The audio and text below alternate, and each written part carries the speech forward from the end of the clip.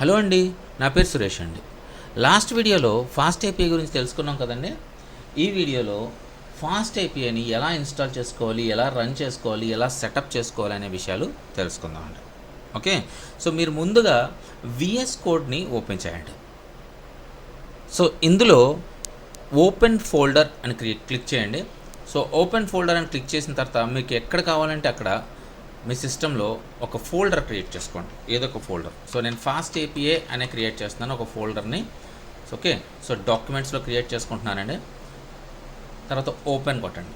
So ఇప్పుడు మనకి ఆ ఫోల్డర్ ఏదైతే నేమ్ ఇక్కడ కనిపిస్తుందండి, చూడండి లెఫ్ట్లో టాప్లో కనపడుతుంది ఫాస్ట్ ఏపీఐ అనేది. నేను మౌస్ ఓవర్ చేశాను.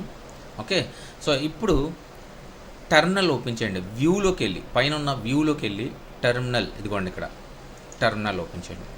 సో ఓపెన్ చేస్తే ఇక్కడ చూడండి పాత్ వస్తుంది. సో మనం ఎక్కడైతే ఉందో ఆ ఫోల్డర్ యొక్క పాత్ వస్తుందండి. ఓకే, సో ముందుగా ఒక వర్చువల్ ఎన్విరాన్మెంట్ క్రియేట్ చేసుకోండి. సో ఎందుకు క్రియేట్ చేసుకోవాలి అని అంటే మనకు ఆల్రెడీ సిస్టంలో కొన్ని ఫైల్స్ ఉంటాయండి. ఒక్కొక్కసారి ఏం జరుగుతుందంటే ఒక ప్యాకేజ్లో ఉన్న ఫైల్స్ ఇంకో ప్యాకేజ్లోకి కాన్ఫ్లిక్ట్ అయిపోతూ ఉంటాయి. సో అయిపోయినప్పుడు మన సిస్టమ్స్ క్రాష్ అయిపోతూ ఉంటాయి. సో అలాంటి ప్రాబ్లమ్స్ రాకుండా ఒక వర్చువల్ ఎన్విరాన్మెంట్ క్రియేట్ చేసుకున్నామంటే సో ఫైల్స్ అనేవి కాన్ఫ్లిక్ట్ అవ్వవు అనమాట. ఓకే, సో దీనికోసం నేను ఏం చేస్తానంటే ఒక వర్చువల్ ఎన్విరాన్మెంట్ క్రియేట్ చేస్తాను. సో నేమ్ వచ్చేసరికి .venv అని పెడుతున్నానండి. ఓకే, సో ఎంటర్ చేశాను. ఓకే, సో వర్చువల్ ఎన్విరాన్మెంట్ ఏదైతే ఉందో అది క్రియేట్ అయిపోయిందండి. సో ఇప్పుడు నెక్స్ట్ దాన్ని యాక్టివేట్ చేయాలి. Source .venv bin activate. So నేను ఉబంటు యూస్ చేస్తున్నానండి. సో దాన్ని బేస్ చేసుకునే నేను ఈ కమాండ్స్ యూస్ చేస్తున్నాను. విండోస్కి కొంచెం డిఫరెంట్గా ఉంటుంది. ఓకే, జస్ట్ ఇంటర్నెట్లో మీరు సెర్చ్ చేశారంటే దొరికేస్తుంది.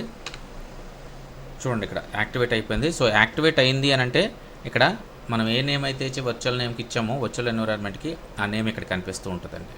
ఓకే, సో వన్స్ కనపడిన తర్వాత ఫాస్ట్ ఏపీఐని ఇన్స్టాల్ చేయండి.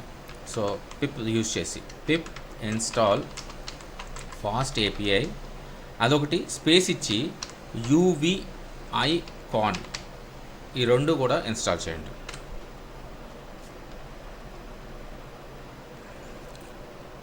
సో ఓకే, ఇన్స్టాల్ అయిపోయిందండి. ఓకే, సో ఇప్పుడు ఒక ఫైల్ క్రియేట్ చేయండి. ఇదిగోండి పైన చూడండి ఇక్కడ ఫాస్ట్ ఏపీఐ పక్కన ప్లస్ సింబల్ ఉండి న్యూ ఫైల్ అని ఉంది. ఒక ఫైల్ క్రియేట్ చేసుకోండి. main.py, మీ ఇష్టం వచ్చిన నేమ్ పెట్టుకోవచ్చు. నేను మాత్రం main.py అని పెట్టాను. ఓకే, మీకు నచ్చిన నేమ్ పెట్టుకోవచ్చు. రైట్, సో ఇప్పుడు మనం ఫాస్ట్ ఏపీఐని ఇన్స్టాల్ చేసేసాము, కంప్లీట్ అయిపోయింది. సో ఇప్పుడు మనం చేయవలసిన పని ఏంటంటే ఒక ఫైల్లో ఒక కోడ్ని సెటప్ చేయాలి. అంటే ఒక మినిమం కోడ్ ఉంటుంది కదండి, మీకు అసలు ఏపీఐ ఎలా రాసుకుంటారో అనే కోడ్, డిఫాల్ట్ కోడ్ ఉంటుంది. అలాంటి కోడ్ని ఒకటి రాస్తానండి ఇప్పుడు నేను. ఓకే, సో ముందుగా మనం ఏం చేయాలంటే ఫాస్ట్ ఏపీఐని ఇంపోర్ట్ చేసుకోవాలి. So from fast API import fast API. So import చేసుకున్న తర్వాత దానికి ఒక ఇన్స్టెన్స్ క్రియేట్ చేయాలి. సో నేను ఒక ఆబ్జెక్ట్ క్రియేట్ చేస్తున్నాను ముందుగా. సో ఇక్కడ యాప్ అని తీసుకున్నాను. యాప్ అనే తీసుకోవాల్సిన అవసరం లేదు, మీ ఇష్టం వచ్చిన నేమ్ తీసుకోవచ్చు, object name. Okay, so app equal to fast API అని ఒక ఇన్స్టెన్స్ క్రియేట్ చేశాను. ఓకే, సో దీని తర్వాత ఈ యాప్ ఏదైతే ఉందో ఈ ఆబ్జెక్ట్ని డెకరేటర్ కింద యూజ్ చేయాలండి. ఓకే, సో @ పెట్టి డెకరేటర్ కింద యూజ్ చేసి దాని తర్వాత డాట్ పెట్టాలి. దాని తర్వాత గెట్ కానీ పుట్ కానీ మనం మెథడ్స్ ఉన్నాయి కదండి, HTTP methods, get, put, delete, update, ఇవన్నీ చూసారా, అవి యూజ్ చేయాలంట. ఓకే, సో నేను ఇక్కడ గెట్ మెథడ్ యూజ్ చేస్తున్నాను. దాని తర్వాత ఒక రౌండెడ్ బ్రాకెట్స్ 2 పెట్టాలండి. ఈ రెండింటి మధ్యలో ఒక సింగిల్ కోట్ మధ్యలో పాత్ ఇవ్వాలి. సో పాత్ అంటే మనం ఇలా ఇచ్చామంటే రూట్ పాత్ అని అర్థం అండి. సో దీని పక్కన ఏదైనా నేమ్ ఇచ్చాను అనుకోండి, ఫర్ ఎగ్జాంపుల్ రూట్ అని ఇచ్చానుకో, సో మనకి అది ఇంటర్నల్ URL అనమాట. సో URL క్రియేట్ అవ్వడానికి అక్కడ పాత్ ఇవ్వాలి. ఓకే, సో ఇక్కడ పాత్ పారామీటర్ యూజ్ చేయడానికి ఈ స్పేస్. ఓకే, సో అలాగే HTTP మెథడ్స్ యూజ్ చేయడానికి ఇగో ఇక్కడ. ఓకే, సో ఇది వచ్చేసరికి ఆబ్జెక్ట్ యొక్క నేమ్ ఏదైతే ఉంటుందో అది డెకరేటర్ కింద యూజ్ చేయాలండి. ఓకే, సో మీకు అర్థమైంది కదండి. సో నెక్స్ట్ ఒక ఫంక్షన్ ఇంప్లిమెంట్ చేసుకోవాలి. సో నేను ఫంక్షన్ ఒకటి ఇంప్లిమెంట్ చేస్తున్నాను. రూట్ _URL అని ఇద్దాము. ఓకే, సో వచ్చిన మెసేజ్ ఇక్కడ రిటర్న్ చేస్తున్నానండి. మెసేజ్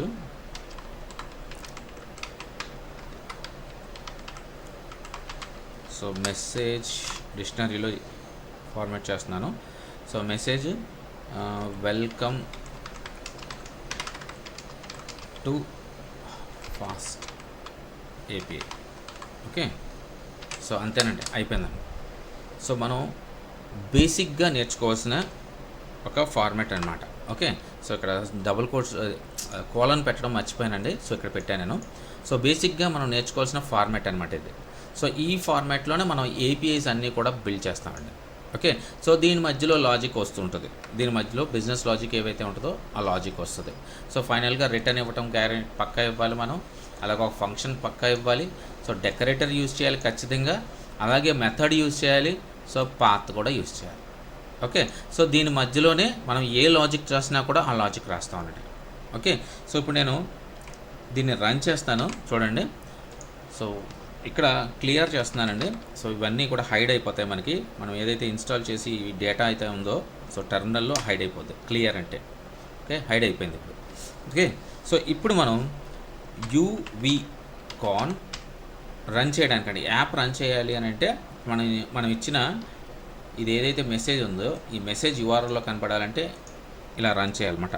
UVCon మెయిన్ అంటే ఇక్కడ చూడండి ఈ పేజ్ నేమ్. సో నేను పేజ్ నేము మెయిన్ అని పెట్టుకున్నా, అందుకు కాబట్టి నేను మెయిన్ అని రాసా.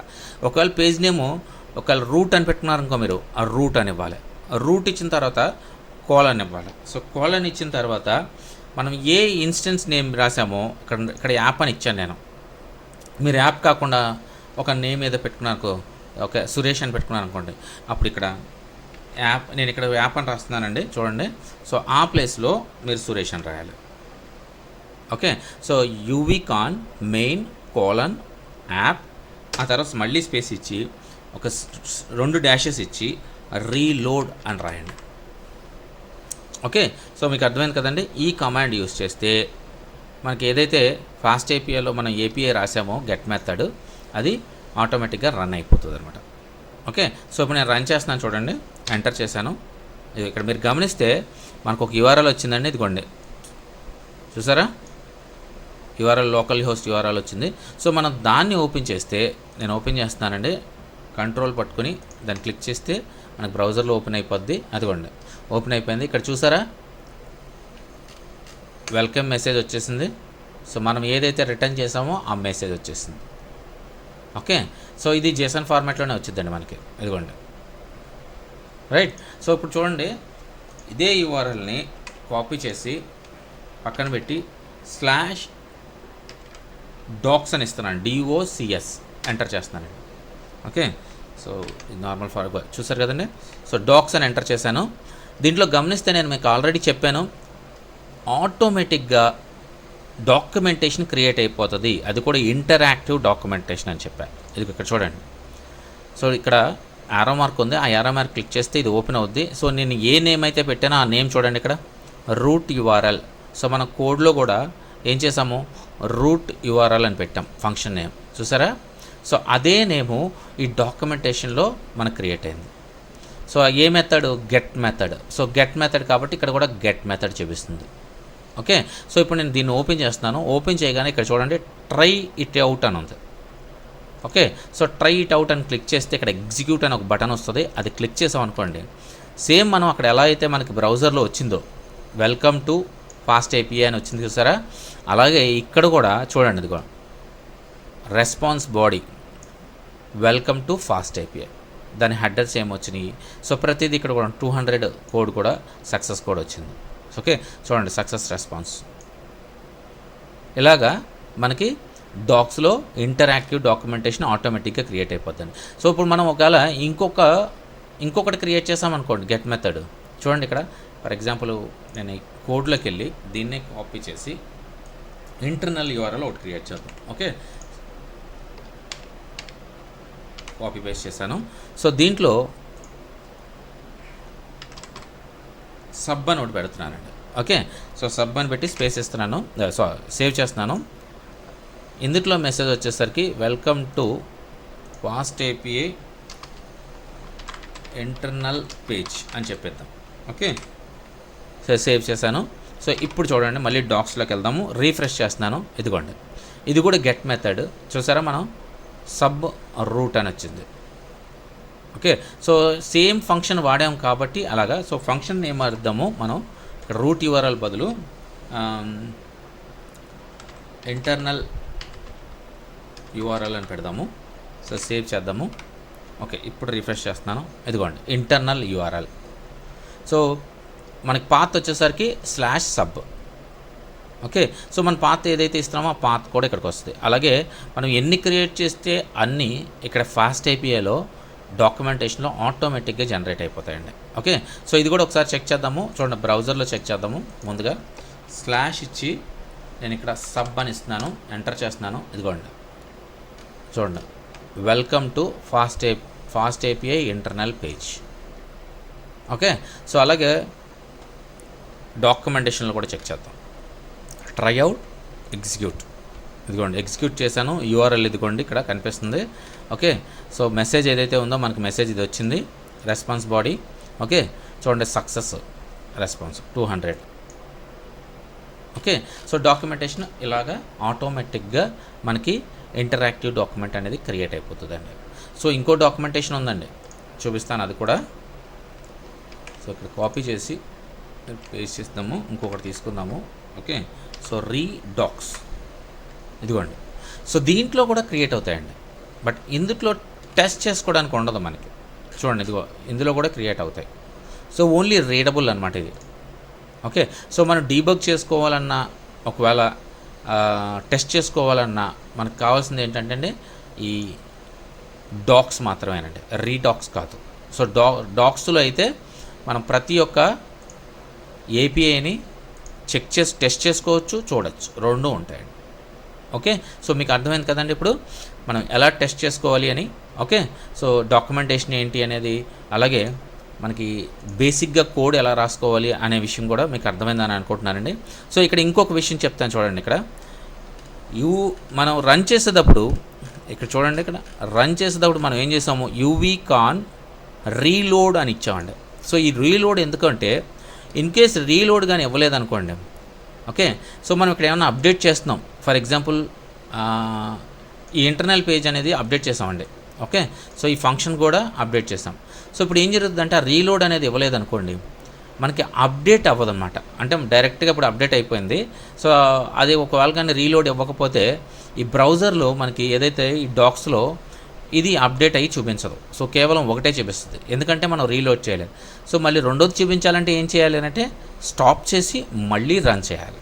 సో అలా స్టాప్ చేసి రన్ చేయకుండా లైవ్లోనే మనకు అప్డేట్ అయ్యేలాగా రీలోడ్ అని ఇచ్చామనుకోండి, uvcon main:యాప్ రీలోడ్ అని ఇచ్చామనుకోండి.